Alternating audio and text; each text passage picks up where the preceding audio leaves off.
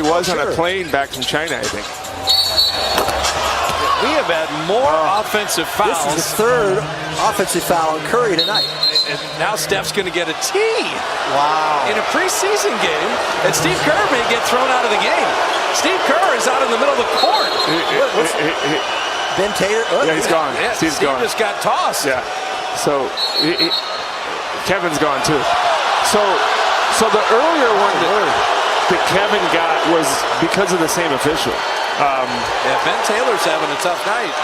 He got teed up by the other official, right? but Kevin got worked up because of, I think, Ben, possibly. I just hate that for the fans. Yeah, it's not great. Yeah. So we get a myriad of technical fouls here. It'll be a couple on Steve, Durant, and Steph. Well, Durant's gone, right? Because he already has one. Yeah. And Steve's gone. I don't know about Steph being gone. Derek Collins is the lead official, Bob. He's got 18 years of experience. He's yet to call a technical. Yeah. All right, so Steph right there. I couldn't see what he. Well, they say he held on, I guess. Yeah. I didn't see the beginning of the play.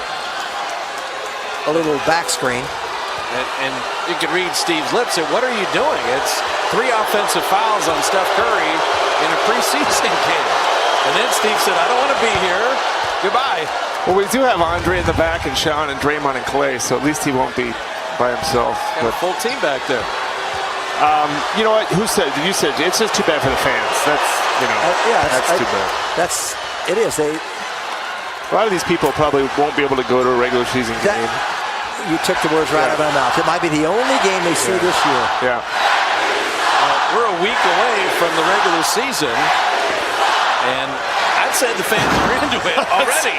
I'd say Steve was into it and Kevin as well. I mean, that's all right. You saw Stephen standing next to Derek Collins, and they were just conversing, just a moment ago before they put the ball in play. And as I say, Collins has the experience here, and he's yet to call a technical. I was struck because, he did not play in the first game of theirs. This is going to be some illegal contact on Draymond Green. Let's see if he just lets it slide. Nope.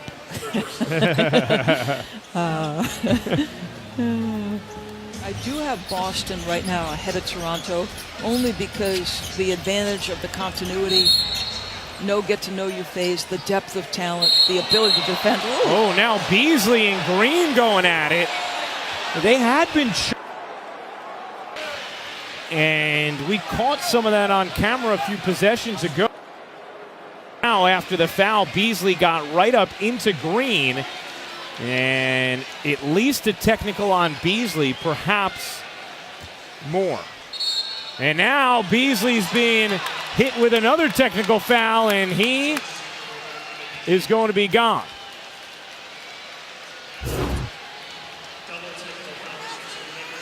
Well, after they had gotten them separated, they went right back at it. And neither guy is stepping away from that conversation. Neither guy. I believe that was, Beasley, I think he's going to have to leave the floor here. And now he will. So initially, it was a double technical call. And then as Beasley and Green came together and were actually maybe on the same page, the officials went to go break them up, and Beasley took exception to that and got hit with a second technical. And then Green and Beasley kind of exchanged, all right, see you later, man. A friendly little tap, and Beasley's ejected, Green stays. So, and then Green and Beasley are talking, and Beasley comes back and he says, hey, we're fine, and gets a second tee there. Oh. And it's the third official. See, Green and Beasley didn't have an issue there. No. Good steal. Great cut. Knocked away. Right idea, though. He's got to handle that, but Lowry trying to hook up his bigs. Foul on Siakam. Technical foul on Kyle Lowry. Kyle Lowry doing a lot of talking for a preseason Technical game. foul. Two technical fouls. He just got thrown out.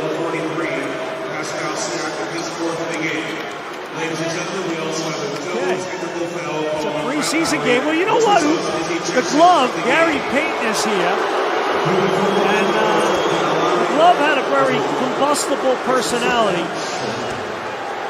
And Kyle Lowry has had a difficult night tonight. I just think the frustration brewing. You rarely see players in a preseason game get all that worked up over officials' calls because the win-loss thing means nothing, and it's not like you're fighting for a job. Even though Satoransky played great, and for the first few games when John Wall was injured and the team was averaging like 30 assists a game, you still have to have your star player, and 41 was a lot to ask for any team, especially this one. Well, it was, and you know, I think you have to look at last season through that lens. Certainly there's a lot of high expectations for the team coming off of a second-round loss to the Boston Celtics in 7 games. Well, now you got Mitchell Robinson and Keith Morris going chin to chin. And Morris has to be pushed back by Ben Taylor.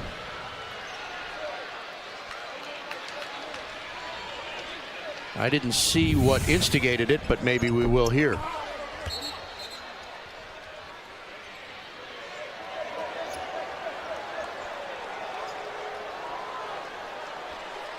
So the veteran with some words for the rookie. It looks like they called a double technical on both of them.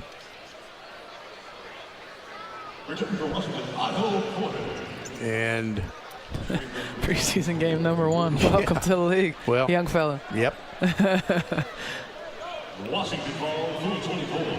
this is a great rivalry. These two teams met every year in the postseason from 1969 to 1974.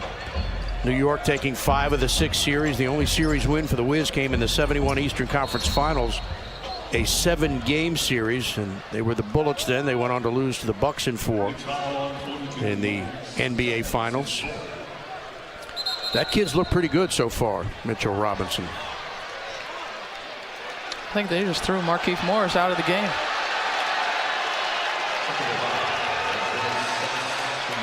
He was chirping in the ear of Mitchell Robinson while they were waiting to line up at the free throw line. Well, if they hit him with a technical, then it's an automatic ejection because he got 1 moments ago on the double tech, and 2, and you're automatically ejected. Yeah, he already gave him the heave. Oh, watch here. He's just continuing to talk to him. Talk to him, talk to him.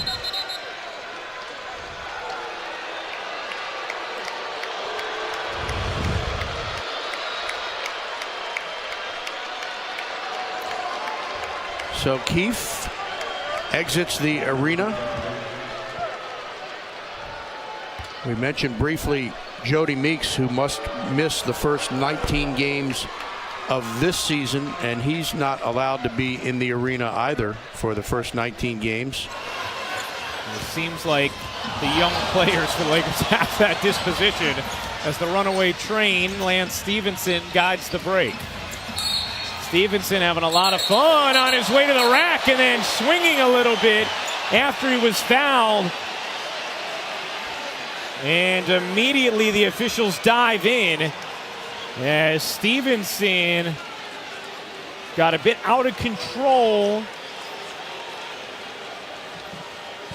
and looked like he swung a bit.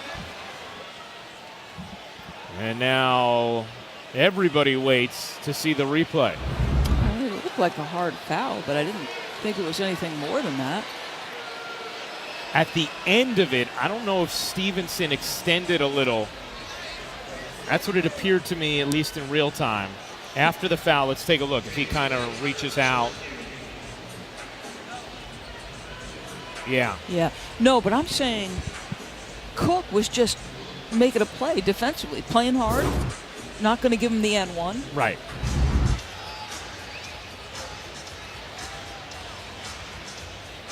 Just watch the very end. Ooh, yeah. Yeah. Now, Cook fouled him a little bit harder on that angle than maybe initially saw, but still, this is going to, I don't know if they're going to consider that a punch, but that's some level of a swing. No question. So the personal on Cook, the technical on Stephenson.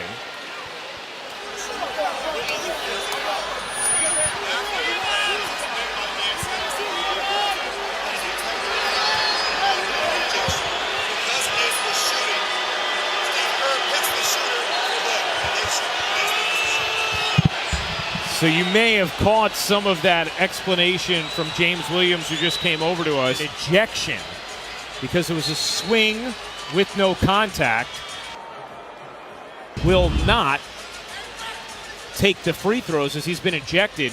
So Steve Kerr gets to choose who from the Lakers he wants to take the free throws that are taken because of the personal on Cook. So personal on Cook. Then Stephenson gets ejected for the swing without contact. Cook will take the technical free throws as Stephenson gets a loud ovation as he heads back to the locker room. And then Kerr will get to choose who he wants from the Lakers to shoot the 2 free throws that Stephenson would have been taking. Long jump, good by J.R. Smith. Coming right in the game. J.R. has lost about 15, 20 pounds and ready for the season. Yeah, he says he didn't purposely do it. He said it just through hard work, just did. And he used his legs there. Okay, Zizic checks in. Look at Smith now battle on the front of the post with Baines. Rozier hit a tough shot. Baines and JR get hooked up. Oh, JR with a push. And now Marcus Smart. This is preseason. Wow, we're going to sort this out. Marcus Smart being tackled by 2 teammates. I don't know what was said between the two, but it escalated in a hurry.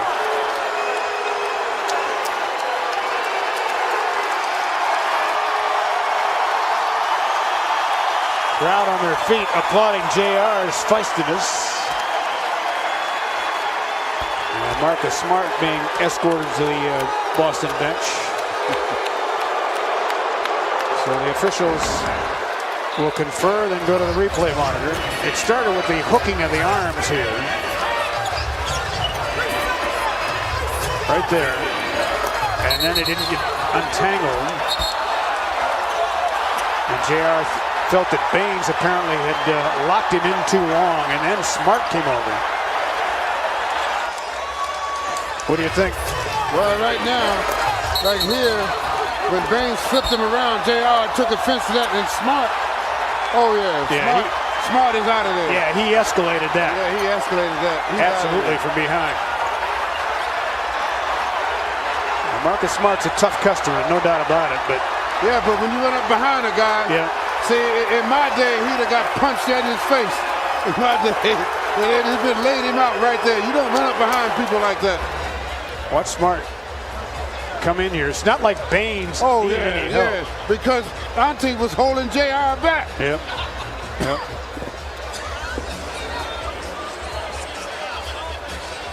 Wow. It's almost like he has a short fuse, because he escalated that thing so fast. It's almost scary how fast he escalated that whole situation. Well, he's got a history of a short fuse. Remember when he went in the stands when he was at Oklahoma State and actually punched a wall in frustration at a hotel last season that suffered a hand injury as a result. I mean, they love him in Boston because of his toughness, and he brings it every single night.